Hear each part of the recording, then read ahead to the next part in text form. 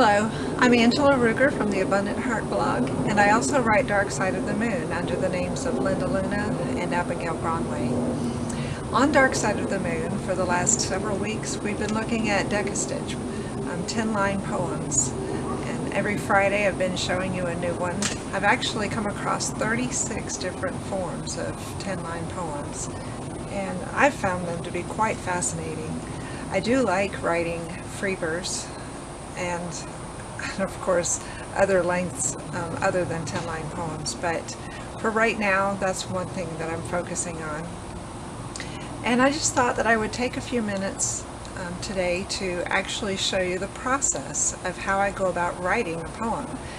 And I'm going to use one of these 10-line poems, a Decastitch, that I've already written and published, and I'm going to show you how I wrote it. First of all, where do I get my ideas from? Sometimes I already have the idea. There's something that I want to write about that's just pressing on my mind, and I want to write about it. And I'll just sit down, and the thoughts just spew out, and I write them down about as fast as I can think. And that does happen sometimes. And of course I go back in and edit to make it good, to make it worth somebody else's time to read. But that doesn't always happen, especially not with the Decastitch, because in this case I'm starting with a form, and then I don't necessarily have the subject matter. I know what I want the poem to look like, but it's like, okay, now that I know what I want it to look like, what am I going to write about? And so, like right now I'm sitting outside in my backyard, and I look around, I see some flowers and trees, butterflies, dragonflies, birds. There's a turtle that comes through once in a while, and a neighborhood cat. Sometimes I write about those things. Sometimes I'll be sitting in church before the service starts, and watching people walk by me, and I've written a poem about their shoes. Sometimes I'm in the passenger seat of the car, and looking at the trees as we go by them, or other cars, and I'll find something that I want to write about. And then other times I just take a book and I open it up at random, and the very first word my eyes fall upon, I think, okay, I'll write about that. Well, that's actually how this poem came to be. I opened the book to imperfection. Imperfection was the first word that I saw, and so that became my keyword. Well, it wasn't really the keyword, but that was the word that I started with when I wrote this poem. But let me pause. We'll come back to the poem in just a minute. I want to pause and tell you about these two books. This one here, the New Rhyming Dictionary and Poet's Handbook. I love this book. It's not exactly new anymore. It was published in 2001, 16 years old, but it is wonderful. And if you're serious about writing poetry, you should get one of these.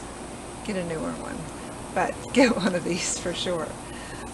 In the beginning, in the front of the book, it has the different metric feet: iambus, trochee, anapes, dactyl, spondy, pyrrhic, and amphibrach. And they're explained. They tell you exactly what they mean, and they give samples with lots of different iambic monometer, iambic pentameter, heptameter. They give samples with every length of line from monometer to octameter for every type of foot. And I think that is just fantastic. And then there are other special forms that are in here, like limerick, sonnet, ballad, villanelle, rondeau, sestina, pantoum. Those are in here also. And then the part that I use the most is the rhyming dictionary. There are single syllable rhymes, double syllable rhymes, and triple syllable rhymes in here, alphabetically. And it is a phenomenal resource. I love it. And if I cannot find the rhyme I'm looking for here, I do look online. But I like having a book. And then the other book that I like having with me is my thesaurus. This one is even older than that one, and it's had to be taped back together again. But my thesaurus, 1985, I've had it since high school. I do use this extensively. And yes, I can use the thesaurus online. I do use the online dictionary. I don't carry my dictionary around with me anymore because it's too big, too heavy. But I still carry these. Everywhere I go, if I go out of town, these books go with me. These books and my notebook and my pencil. I always write in pencil. I just have this thing, I don't like to write in pen when I'm writing poetry. I like to write in pencil. And then once it's finished, then it goes on the computer. But I really, really like to do my drafts in pencil in a notebook. Okay, so I'm going to zoom in on the page here now so you can see my rough draft of Carolina Wren. So as you can see, this is what my rough drafts look like. I write my poem on the right-hand side of the page, and on the left-hand side of the page, this is reserved for making notes. Sometimes I just have a few notes, sometimes I fill this side with notes. And they may be about this poem, or it may be something that has just come to my mind that I want to use later on for a different poem. And now I'm going to skip to a different book where I have written things out in pen so I can show you the process. And I wrote them out in pen just so that it would be a little bit easier for you to see on the screen. Okay, so I always begin with writing the name of the form up in this corner, and in this case I'm writing an Ercil, and over here I write the name of the rhythm, and in this, for an Ercil they require an iamb, or the iambic rhythm. And then down the right hand column I write the rhyme scheme, A, B, A, B, C, D, C, D, E, E. And then on the left, I write the metric feet. Dimeter, trimeter, tetrameter, pentameter, dimeter, trimeter, tetrameter, pentameter, trimeter, trimeter. Okay, and I know that this is the way it is because that's the rules for Ercil. And now later on, some of the decastitches that we're going to look at, they're going to measure the line lengths in syllables instead of metric feet. And so I'll write an SYLL up here just to remind myself that I'm measuring these in syllables instead of feet. But by default, in my mind, these are feet. So I don't need to write that. Alright, so with this, I've got guidelines. It's kind of like, you know, like putting the outsides together on a puzzle, and now I'm getting ready to fill in the insides. Alright, so I already told you that I looked in the book and I found the word imperfection, and then I thought of the line, such imperfection never looked so perfect. And then I changed it to such imperfection never looked so pure, because actually perfect has that little extra unstressed syllable, and I wanted to end on a stressed syllable. So I exchanged perfect for pure, and that way I'm able to end my line on a stressed syllable. And also, you notice, okay, I had an iambic pentameter line. There are two places in this poem where you can put an iambic pentameter line, up here on line 4 or down here on line 8. And I decided to put it on line 8 because it already sounds like it's kind of wrapping things up. And I don't know what it's wrapping up yet because this is all I have so far. But it is wrapping it up, whatever it is. And notice I've got my D rhyme, pure. So there's only one other place where we're going to need a D rhyme. So I decided to go ahead and get that line knocked out. And it's going to be a trimeter, so I need 3 metric feet with a D rhyme. So I thought, okay, pure had its own allure. So I wrote that. That became my line 6. Had its own allure. Had its own allure. I'm sorry. So we've got 3 feet, and it rhymes with pure, so my D lines are finished. And that's something that I do quite often with the Deca Stitch, Ercil, or whatever, and even with the other ones. When I'm working to the form, sometimes I will do like all my A's or all my B's. You know, in this case I did my D lines first, and so with my D lines done, then I decided to go and work at the top of the poem. And so I needed a demeter line. This is going to be a short line, just 4 syllables or 2 feet. Well, I happen to like the word meandering. I love the word meandering, and I also love going through the woods. And so, meandering throughout the forest glen. It fit perfectly. Meandering, there's my 2 syllables, throughout the forest glen. I'm sorry, I said syllables. My 2 feet, and then 3 feet. Meandering throughout the forest glen. So I've got my demeter and my trimeter, and I also have my A rhyme and my B rhyme. Alright, I'm going to need 1 more A rhyme and 1 more B rhyme. It's easy to find things that rhyme with ing, but how about glen? The first thing that came to my mind was wren. Well, I don't know a whole lot about birds, or wrens in particular, so I did a quick Google search. So I saw online the Carolina wren. Well, Carolina wren has a really nice ring to it, and it fits perfectly because I happen to love North Carolina, and I've been to the North Carolina mountains several times. Now, whether or not I've actually ever seen a Carolina wren, I couldn't tell you. So for all practical purposes, this poem is purely fiction, but that's okay. So I went with Carolina wren. And there I have some more of my poem. One chilly morn in early spring, I spied a little Carolina wren. Now, also in my internet search, I saw that the Carolina wren's feathers are pretty much a rusty color, a reddish brown. And so his rusty plumage had its own allure. And that makes perfect sense, because we don't usually think of the brownish colored birds as being particularly beautiful, but they do have their own attraction, and it also would blend nicely. He would be camouflaged, you know, and I'm sure that's the reason why God gave him those colors, was to be camouflaged. And in early spring there wouldn't be a whole lot of green. It would still be mostly, you know, browns and reds and everything. Okay, but I needed something that rhymed with plumage. Sadly, my rhyming dictionary didn't really help me a whole lot, so I had to go back to the internet and I searched plumage, or rhymes with plumage, and I came up with the word rumage.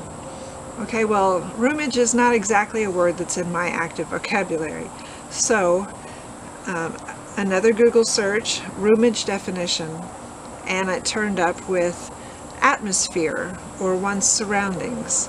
Okay, well, that's perfect. So yes, the Carolina wren, the color of his feathers does blend nicely with his rumage. So there, I've got another line. Well, I went back and I read it again. Meandering throughout the forest glen one chilly morn in early spring, I spied a little Carolina wren. His rusty plumage had its own allure and blended nicely with his rumage. Such imperfection never looked so pure. Okay, so far the words fit and they rhyme. However, there's nothing imperfect about this little wren. And so I had to make him imperfect. So I went back up to line 4 and changed a little Carolina wren to an injured Carolina wren. And then down at lines 9 and 10, he had a broken wing, but still he chose to sing. And there we go. We've got the perfect imperfection. and I decided to give my poem that title, Perfect Imperfection. Now, a lot of times I start with the title of a poem and then I write the poem, because the title is usually my topic, or it's what I want to write about. But when it comes to these deca-stitches, I usually write the poem first and then I have to find a title for it. And for me, that is incredibly difficult. And I didn't really like this title, Perfect Imperfection, and I ended up scrapping it, as you probably know already, especially if you've been on my blog. And so I took that out and just wrote Carolina Wren, because I'm writing about a Carolina Wren, so why should I glamorize it? Why don't I just, tell it like it is? I'm writing about a Carolina Wren. And then there was something else. I let it sit for a little while. Most of my poems do go through more revisions than this one did, but I let this one sit, and anytime that I can find a way to incorporate internal rhyme, assonance, consonance, alliteration, those sorts of techniques, I like to do that. And I found something right up here.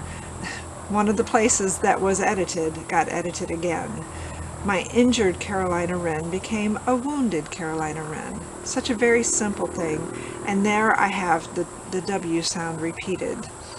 Now granted, they're not side by side, and so maybe nobody would pick up on it. But at least I knew in my mind I liked the sound of the wounded wren better than the injured wren, because there is some consonance there. And in this step, now that I've got all of the words the way I want them, I finally went back and put in the punctuation. Sometimes I don't use punctuation, particularly in free verse. But in this type of verse where there is structure, I like to also use punctuation. And so I just go back and read it and put in the punctuation just like I would if it were prose. Meandering throughout the forest glen one chilly morn in early spring, comma, I spied a wounded Carolina Wren, period. His rusty plumage had its own allure, and blended nicely with its rheumage, period. Such imperfection never looked so pure, period. He had a broken wing, comma, but still he chose to sing, period. And then last but not least, I put on the date that I wrote it. Now, this might not matter much to you, but I love knowing when I wrote a poem. I don't know, it's just one of those things with me. There were a few times when I forgot to write the date, but most of the time I have remembered to write it, and I know when I wrote the poem. So, when I'm happy with the poem, I've got it written the way I want it, then I go into the computer and type it up. And I print it, and I've got a collection. They're in files. I don't have all of my poems printed out, but a good many of them are printed out because I do occasionally send them to publishers and contests and stuff. Now, they don't always have this. This is for me. I do write the scansion, which tells me the rhythm and the meter, and as well as the rhyme scheme. And then if I used a particular form, such as the Ercil, then I also write down the rules, what makes it an Ercil. Because that way, when I'm done studying Ercil and I've moved on to something else, I'm probably going to forget some of this, and I want to be reminded. But this part up here, this is the summary. I write the date that I wrote the poem, the form, and then my copyright date information, like the year that I published it and the name under which I published it, since I do use a couple of pen names. That's the Carolina Wren, and that is one of my many writing techniques. I hope that's been a help to you. And I want to thank you for taking your time to watch this demonstration. So, get your pencil or your pen, whichever you prefer, and your notebook or your computer, and get busy writing.